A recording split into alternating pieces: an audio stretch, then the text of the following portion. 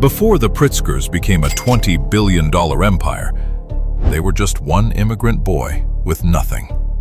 But the dynasty he started would one day destroy itself from the inside. Not because of money, but because of secrets. This is the rise and collapse of America's most hidden family. The story begins in 1881 when Nicholas Pritzker, a young Ukrainian immigrant, stepped off a boat in Chicago with nothing but ambition. Unlike the Rockefellers or Vanderbilts, who built their fortunes on oil and railroads, Nicholas saw opportunity in something much simpler: helping other immigrants. He opened a small law practice on the South Side, specializing in helping fellow Eastern Europeans navigate American bureaucracy. But Nicholas wasn't just a lawyer, he was a visionary. He noticed that these immigrants needed more than legal help. They needed loans, insurance, and investment advice. By 1902, Nicholas had founded the Pritzker and Pritzker law firm with his son Abram. But here's where it gets interesting. They weren't just practicing law. They were quietly building a financial empire, one immigrant family at a time. Abram Pritzker understood something that would make his family incredibly wealthy. Real estate wasn't just about buying and selling properties. It was about understanding how money moved through the system. In the 1920s, while other wealthy families were playing the stock market, Abram was doing something completely different. He was buying up distressed properties during economic downturns, then holding them in complex trust structures that most people couldn't even understand. But the real genius move came during the Great Depression. While banks were failing and fortunes were disappearing overnight, the Pritzkers were buying. Abram had positioned his family's wealth in such a way that economic chaos actually made them richer. By 1935, they owned hundreds of properties across Chicago. But this was just the beginning. Here's where the Pritzker story gets really fascinating. Abram's sons, Jay, Robert, and Donald, took their father's vision and turned it into something unprecedented in American business history. In the 1940s, Jay Pritzker created what would become known as the Pritzker method. Instead of owning businesses directly, they created an intricate web of trusts, partnerships, and holding companies. Each family member owned pieces of different entities, but no one person controlled everything. This wasn't just about avoiding taxes, though they saved hundreds of millions that way. This was about creating a business structure so complex that even government investigators couldn't figure out how much the family was really worth. Jay Pritzker once said, "We don't want to be the richest family in America. We want to be the smartest." And smart they were. The breakthrough moment came in 1957, the same year mentioned in our opening. Jay Pritzker was driving past the Los Angeles airport when he noticed a small motel with an interesting design. It was called the Hyatt House, owned by a guy named Hyatt Von Den. Most people would have kept driving. Jay saw the future of American travel. He bought the motel for $2.2 million and immediately understood something revolutionary. Air travel was about to explode, and business travelers would need a new kind of hotel experience. Not the fancy downtown hotels of the past, but modern, efficient properties near airports.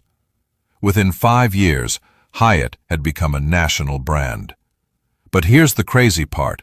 The Pritzkers didn't just own Hyatt. They owned it through a maze of trusts and partnerships that made it nearly impossible to determine their actual wealth. By 1967, they had taken Hyatt public, but retained control through their complex ownership structure. The family was now worth hundreds of millions, but almost no one knew it. While the public saw them as hotel owners, the Pritzkers were quietly building an empire that touched almost every industry imaginable. They owned Braniff Airlines. They controlled the Marmon Group, a collection of manufacturing companies. They had major stakes in everything from cruise ships to industrial equipment. Each acquisition was structured through their trust system, making their true wealth nearly impossible to calculate. Robert Pritzker focused on manufacturing and technology. Donald handled real estate and finance. Jay orchestrated the big deals and maintained the family's secretive culture. By the 1980s, financial magazines were calling them one of America's wealthiest families, but even the experts could only guess at their true net worth. Some estimates put it at over $15 billion, making them potentially richer than the Rockefellers at their peak. But here's what made the Pritzkers different from every other wealthy American dynasty. They were obsessed with staying hidden. While families like the Kennedys courted publicity and the Rockefellers built monuments to their legacy, the Pritzkers did everything possible to stay out of the spotlight. They rarely gave interviews. They avoided charity galas. They even structured their business dealings to minimize public disclosure requirements. Jay Pritzker once told a reporter, "The best business is a business nobody knows you're in." This philosophy would define the family for decades.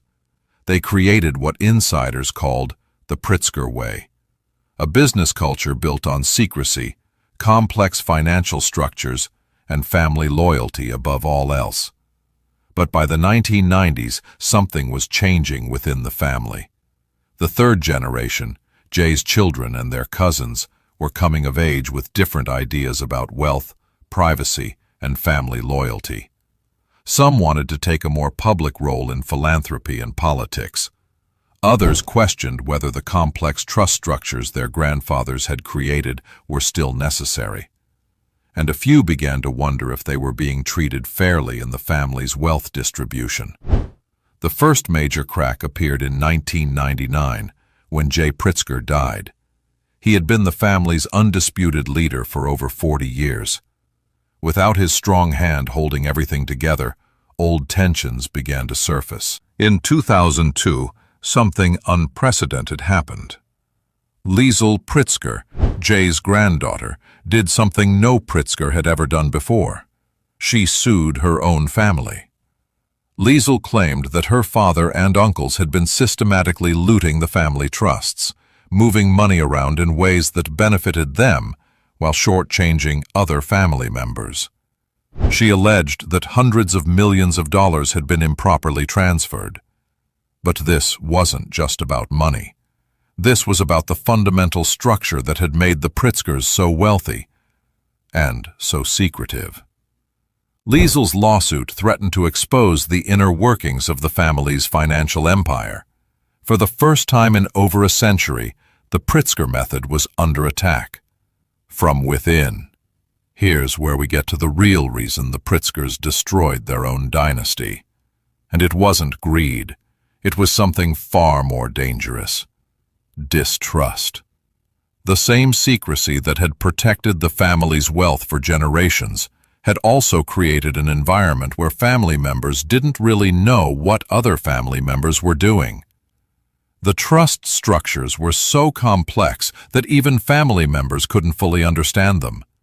When Liesl filed her lawsuit, she exposed a shocking truth.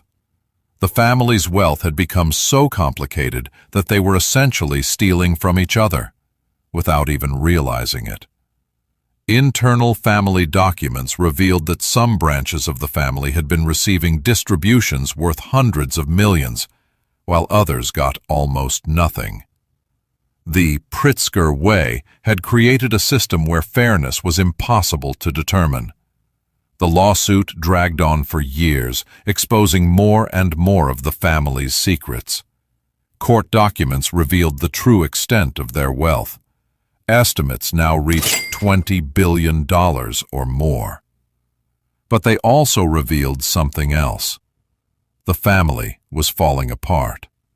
Thomas Pritzker, one of Jay's sons, admitted in a deposition that he didn't fully understand how the family's trusts worked.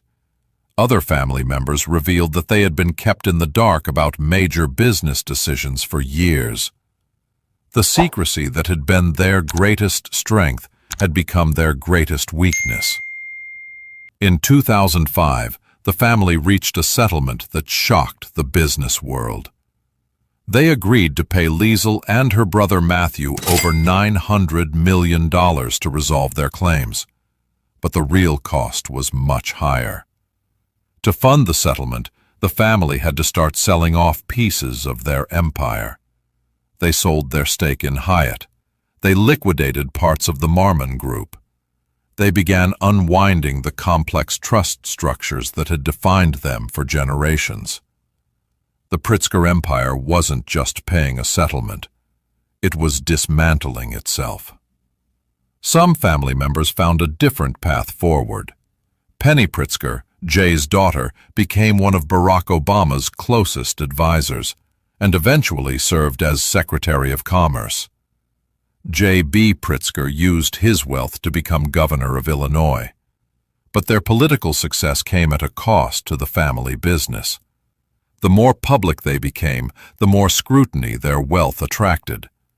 The days of operating in complete secrecy were over. Thanks for watching. See you in the next video.